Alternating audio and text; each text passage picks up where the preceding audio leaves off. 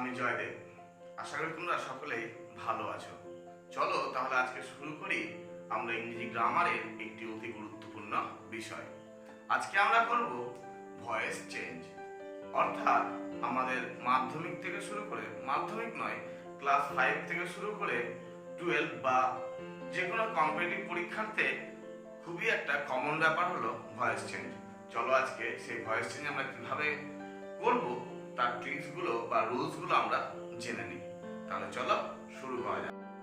দেখো বন্ধুরা, voice change করার আগে আমাদের অবশ্যই জানতে হবে হোয়াট ইজ ভয়েস।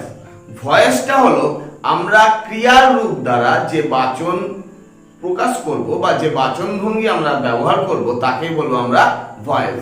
ঠিক আছে, দেখো ভয়েস চেঞ্জ এই কথাটির অর্থ হলো বাচ্য পরিবর্তন। তাহলে ভয়েস কাকে বলে? ক্রিয়ার রূপ, বিভিন্ন রূপ দ্বারা যে বাচন ভঙ্গির প্রকাশ তাকেই বলবো আমরা ভয়েস। ভয়েস দুই ধরনের হয়, একটা হচ্ছে অ্যাক্টিভ ভয়েস আর একটি হচ্ছে প্যাসিভ ভয়েস। অ্যাক্টিভ ভয়েস কথার অর্থ হলো কর্তৃবাচ্য এবং প্যাসিভ ভয়েসের কথার অর্থ হলো কর্মবাচ্য। চলো তাহলে আমরা অ্যাক্টিভ ভয়েস কাকে বলে এবং প্যাসিভ ভয়েস কাকে বলে জেনে নিই। অ্যাক্টিভ ভয়েস কাকে বলে? দেখলেই বুঝতে পারছো অ্যাক্টিভ ভয়েসের অর্থ হচ্ছে কর্তৃবাচ্য, অর্থাৎ যে বাক্যে কর্তা কি হবে? অ্যাক্টিভ থাকবে। যে বাক্যে কর্তা অ্যাক্টিভ থাকবে তাকে আমরা বলবো অ্যাক্টিভ ভয়েস বা কর্তৃবাচ্য। তাহলে মনে রাখবে কি, যে বাক্যে কর্তা সক্রিয় থাকে, অর্থাৎ বাক্যটিতে কর্তা নিজে ক্রিয়া করে তাকে অ্যাক্টিভ ভয়েস বলে।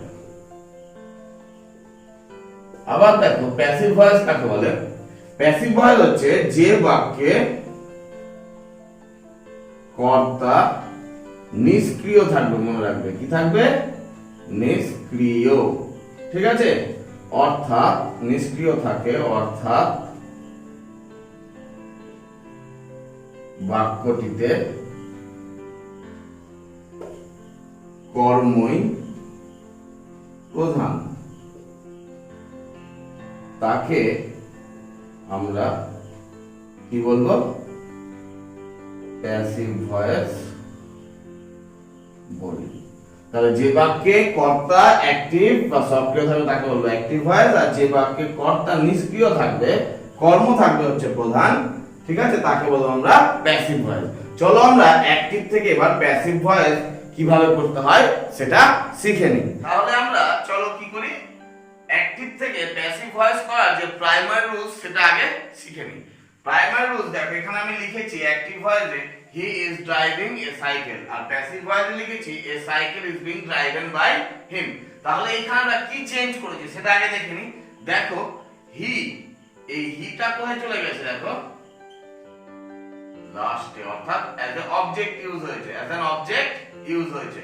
তারপর দেখো ইজটা কি করেছে? দেখো ইজ বিং করেছে, অর্থাৎ এটা কি হয়েছে?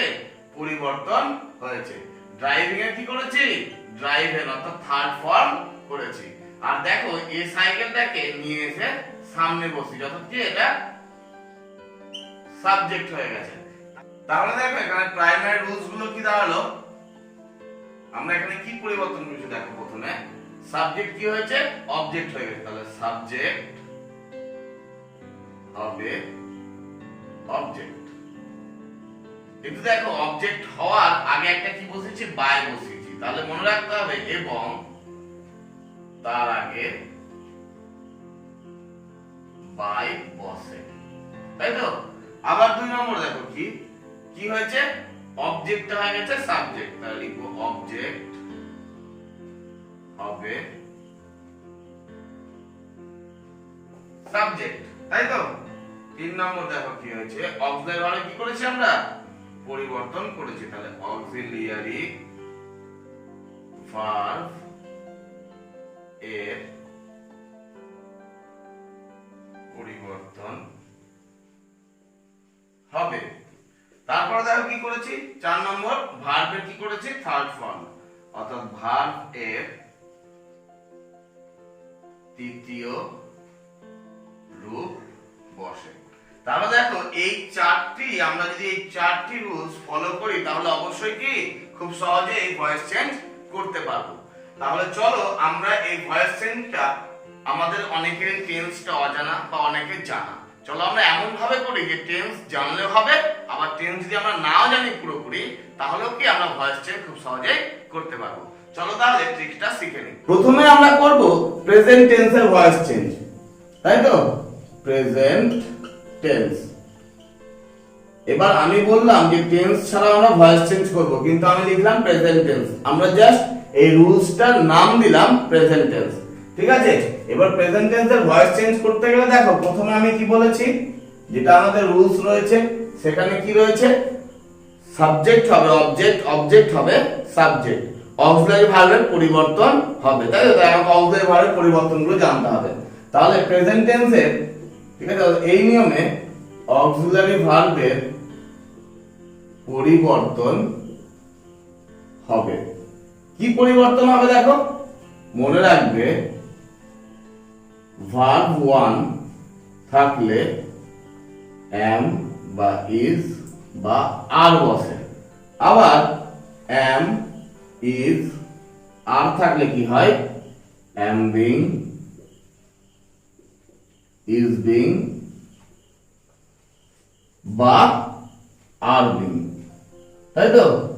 আবার have has থাকলে have been বা has been বসে।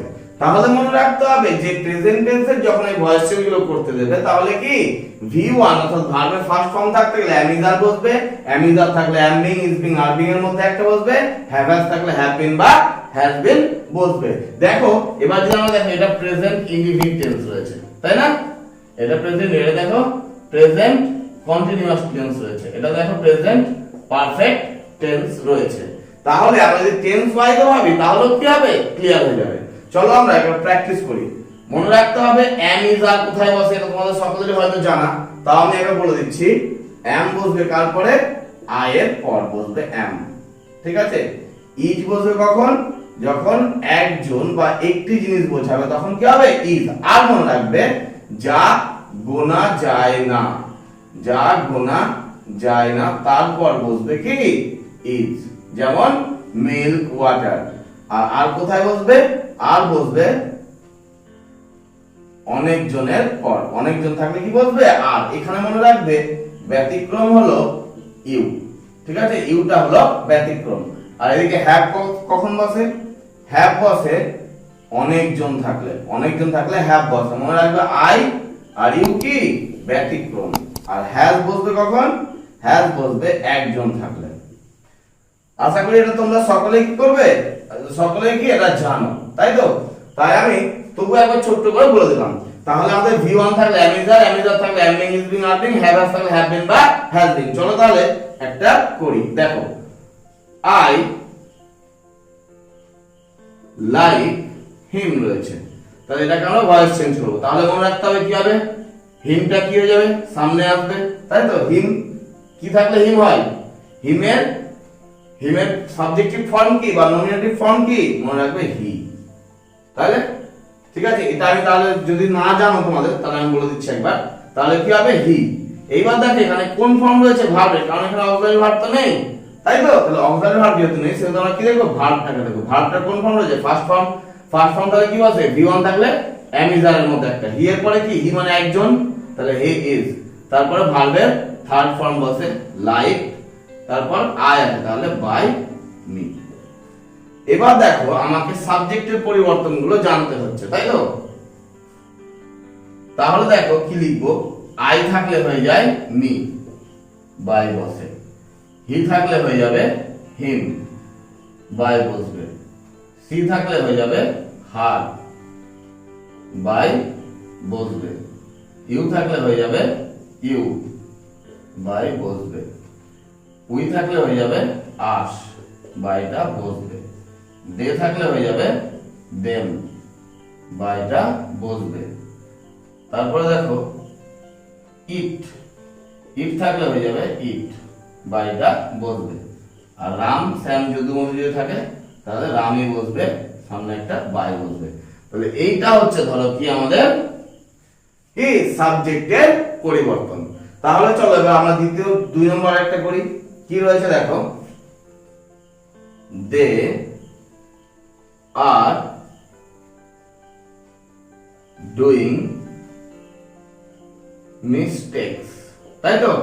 দে আর ডুইং মিস্টেকস। তাহলে এবার কি আসবে, অবজেক্ট আগে আসবে। তাহলে অবজেক্ট কি রয়েছে, মিস্টেকস। তাহলে আমরা কি করব, মিস্টেকসটা আগে নিয়ে আসলাম, তাই তো?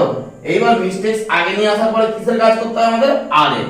তাহলে দেখো এখানে আর রয়েছে, আর থাকলে কি হয় আমাদের জানা আছে, অ্যামিজ আর থাকলে অ্যামবিং ইজবিং বা আরবিং হবে। মিস্টেকস কটা, অনেকগুলো না, মিস্টেকস বলেছে একটা এস যোগ রয়েছে, তাহলে অনেকগুলো, তাহলে কি হয়ে যাবে আরবিং, কারণ অনেকগুলো থাকলে আর বসে, তাই কি বসালাম আরবিং, হয়ে গেল। এবার কি করি আমরা, তারপরে ভার্বের থার্ড ফর্ম, ডু এর থার্ড ফর্ম কি ডান, তারপরে হি দে রয়েছে, তাহলে বাই দেম। আশা করি বুঝতে পেরেছো। তাহলে এইভাবে আমরা করব। দেখো 3 নম্বর দেখো কি বলেছে, 3 নম্বর ধরা দিল we have torn the paper, তাই তো?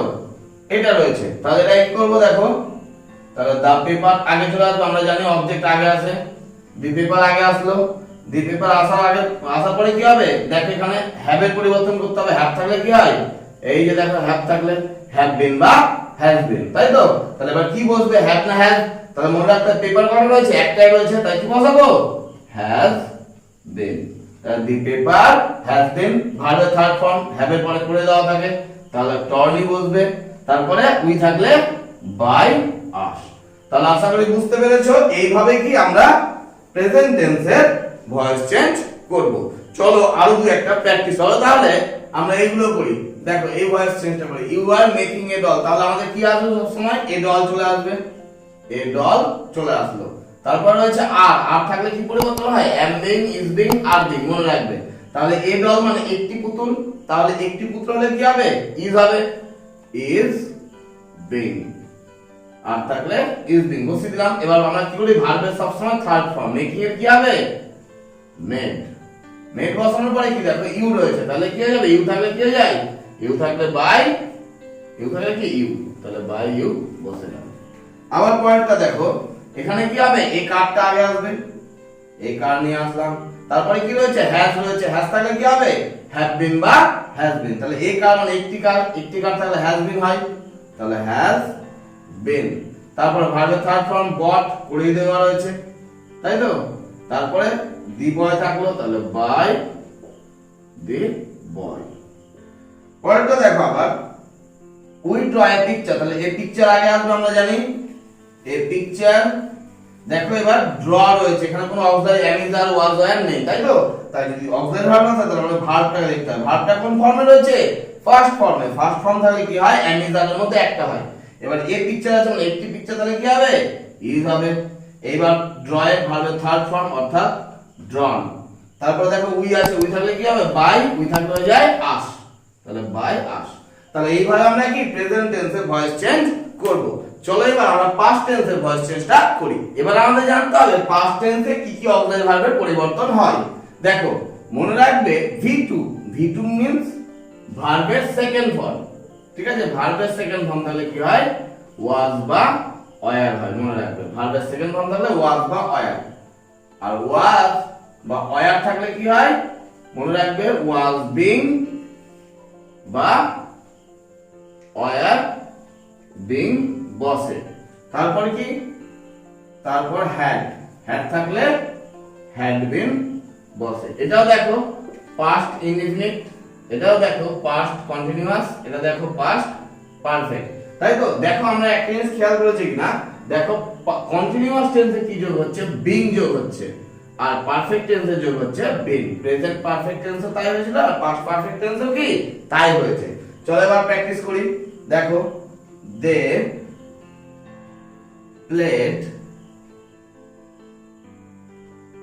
Cricket, football, they played football, তাহলে কি হবে এখানে ফুটবলটা আগে আসবে, তাই তো আমরা জানি যে অবজেক্টটা সবসময় আগে আসে, তাহলে ফুটবল লিখলাম। এইখানে দেখো কোনো অক্সিলারি ভার্ব নেই, তাহলে প্লেড রয়েছে, প্লেডটা ভার্বের কোন form? Second form. Second form তাহলে কি হবে? ওয়াজ বা ওয়্যার। এবার ওয়াজ কোথায় বসে? ওয়াজ বসে একজনের ক্ষেত্রে, ওয়্যার বসে অনেকজনের ক্ষেত্রে, ঠিক আছে? তাহলে ওয়াজ একজনের ক্ষেত্রে, ফুটবল কি একটাই রয়েছে, তাহলে কি হবে? ওয়াজ। এবার ভার্বের থার্ড ফর্ম হয় প্লে, কি হবে? প্লেডই হবে। আর লাস্টে কি থাকলো? দেম, তাহলে কি হবে? বাই দেম, তাই তো? আবার দেখো এরকম দিয়েছে, সি ওয়াজ ওয়াচিং টেলিভিশন, তাই তো? C was watching television. তাহলে আমাদের নিয়ম কি আছে? সবসময় অবজেক্টটা আগে আসবে, টেলিভিশন আগে আসবে।